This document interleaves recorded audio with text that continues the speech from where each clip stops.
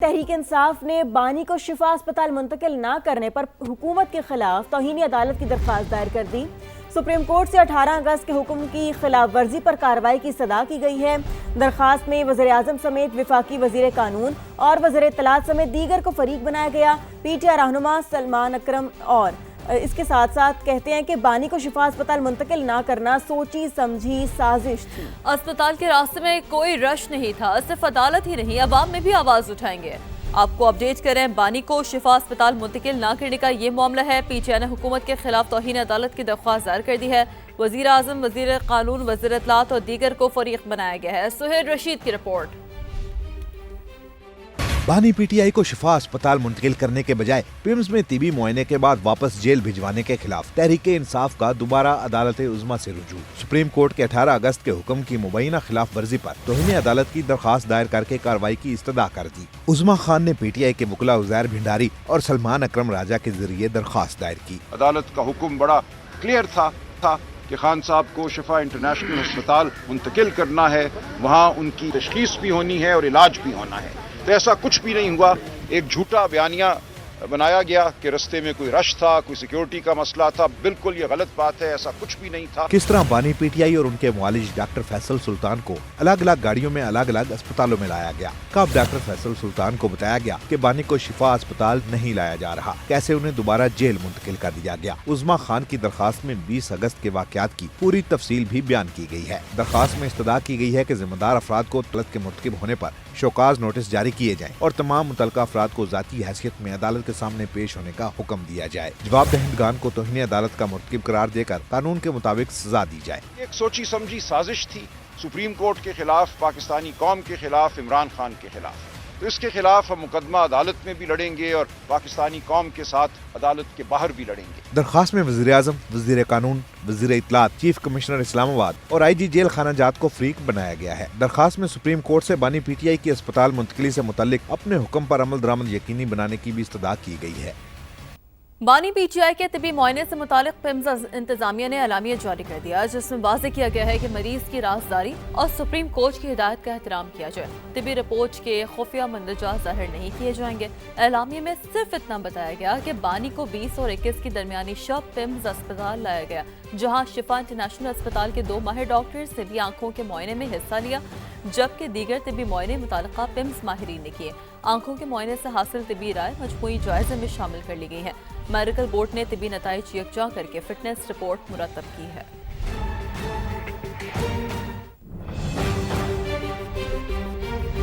दूसरी जानिब बांग्लादेश का पाक तुर्क सऊदी दिफाई मुआहदे में शमूलियत का इशारा। बांग्लादेश की वजारत खारजा के एडवाइजर हुमायूं कबीर ने कहा, इक्तसादी या दिफाई फ्रेमवर्क में शमूलियत का इम्कान है। मुफादात, आलमी मईशत और बदलती तिजारती सूरत हाल को मद्देनजर रखेंगे। पाकिस्तान के साथ मामूल की सिफारती सरगर्मियों के तहत 2 तरफा अमली ताल्लुकात मजबूत बना रहे हैं। वज़ीर आज़म तारिक रहमान जल्द सऊदी अरब का दौरा करेंगे। बांग्लादेश के मक्का मुआहदे में मुमकिना शराकत पर भारत का मोहतात रद्द-ए-अमल, कहा सूरत हाल पर गहरी नजर है।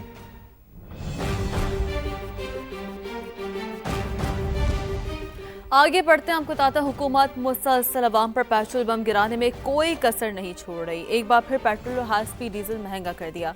पेट्रोल की कीमत में 3 रुपये 81 पैसे और हाई स्पीड डीजल की कीमत में 3 रुपये 59 पैसे फी लीटर इजाफा कर दिया गया। नई कीमतों का इतलाक आज से 24 अगस्त तक होगा। हालिया इजाफे के बाद पेट्रोल की नई कीमत 341 रुपये 59 पैसे, जबकि हाई स्पीड डीजल 368 रुपये 29 पैसे फी लीटर हो गई है। सिर्फ इस एक हफ्ते के दौरान पेट्रोल की कीमत में मजमूई तौर पर 10 रुपये 39 पैसे इजाफा किया जा चुका है। शहरी शिकवा करते थक गए, कहते हैं महंगाई बढ़ती ही चली जा रही है, लेकिन हुकूमत को जरा भी एहसास नहीं हो रहा।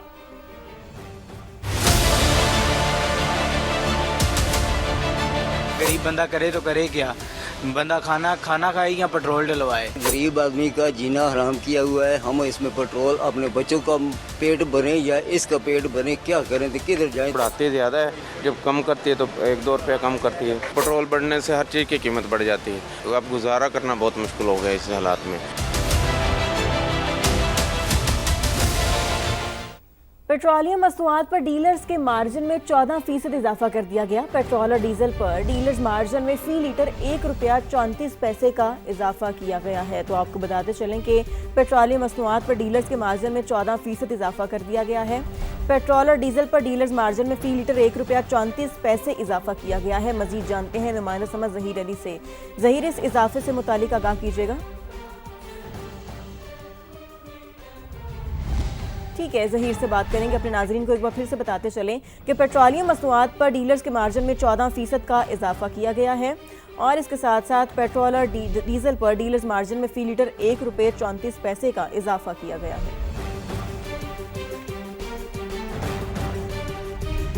अमरीकी सदर ट्रंप का ईरान के कई इलाकों पर कब्जा होने का दावा। कहा, अपना हुर्मस हमारा इलाका है, समुद्री रास्ते पर मुकम्मल कंट्रोल है। तेहरान बातचीत करना चाहता है लेकिन दुरुस्त मुआहदा करने को तैयार नहीं। उसकी बहरी और फजाइया मुकम्मल तबाह हो चुकी। फौज और पुलिस एहलकारों को तनख्वाहें नहीं मिल रही। ये दुनिया का वाहिद मुल्क है जहाँ कोई सदर नहीं बनना चाहता। तनाज़ा खत्म होने के बाद तेल की कीमतें कम हो जाएंगी।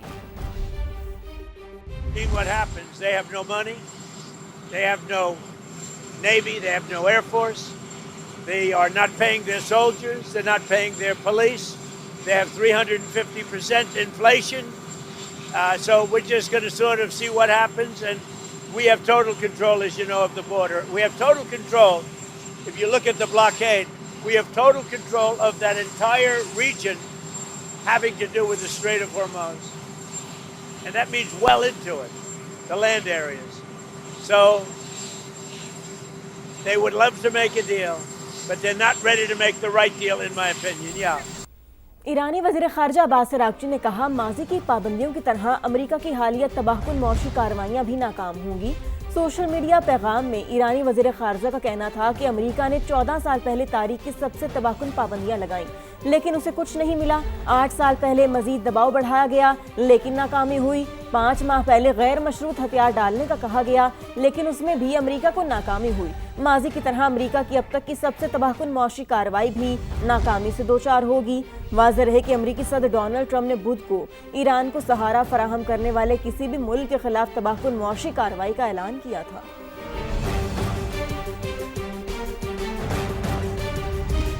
एविएशन के 2 वफाकी इदारों के हेडक्वार्टर से कराची से इस्लामाबाद मुंतकली का फैसला। सिविल एविएशन और एयरपोर्ट अथॉरिटी शामिल PAA और CAA अफसरान पर मुश्तमिल 7 रुकनी ज्वाइंट कमेटी तश्कील दे दी गई है। मजीद बात करेंगे नुमाइंदा समा जावेद असगर चौधरी हमें ज्वाइन किया है। जी जावेद असगर, बताइएगा क्या डिटेल्स हैं? जी, सिविल एविएशन अथॉरिटी और पाकिस्तान एयरपोर्ट अथॉरिटी के हेडक्वार्टर्स की कराची इस्लामाबाद मुंतकली के हवाले से दोनों इदारों के 7 अफसरान पर मुश्तमिल ज्वाइंट एक्शन कमेटी तश्कील दे दी गई है। Deputy director general airport authority Sadiq Rahman joint committee के सरबराह मुकर्रर किए गए हैं। कमेटी इस्लामाबाद एयरपोर्ट पर आरजी हेडक्वार्टर्स की तामीर के लिए मखसूस जगह का तयन करेगी। CAA को नवंबर और पाकिस्तान एयरपोर्ट अथॉरिटी को दिसंबर तक इस्लामाबाद में आरजी हेडक्वार्टर्स तामीर करके मुंतकली की हदायत की गई है। इस वक्त पाकिस्तान सिविल एविएशन और एयरपोर्ट अथॉरिटी के हेडक्वार्टर्स कराची में मौजूद है, जबकि दोनों महकमों के रीजनल दफातर बदस्तूर मुल्क भर में कायम रहेंगे और इस हवाले से बाकायदा तौर पर कमेटी कायम करदा कमेटी आइंदा चंद दिनों में अपनी सिफारिशें मुरतब करके हुकाम को पेश करेगी। जी ठीक है, अपडेट्स के लिए शुक्रिया आपका। आगे बढ़ें, आपको बताएं 4 माह गुजर गए, सोमालिया में बहरी कज़ाकों के हाथों यरगमालियों की रिहाई न हो सकी। सेकंड इंजीनियर यूसुफ हुसैन के अहले खाना ने हुकूमत से हंगामी बुनियादों पर इकदाम करने की अपील कर दी। मोनिस अहमद से जानते हैं जो इस वक्त अहले खाना के हमरा मौजूद हैं। जी मोनिस। सोमाली क़ज़ाक़ हैं, उन्होंने बहुत सारा जो अमला है तकरीबन 17 से 19 अफराद पर मुश्तमिल उन्हें क़ैद में रखा हुआ है, जिसमें 10 पाकिस्तानी हैं।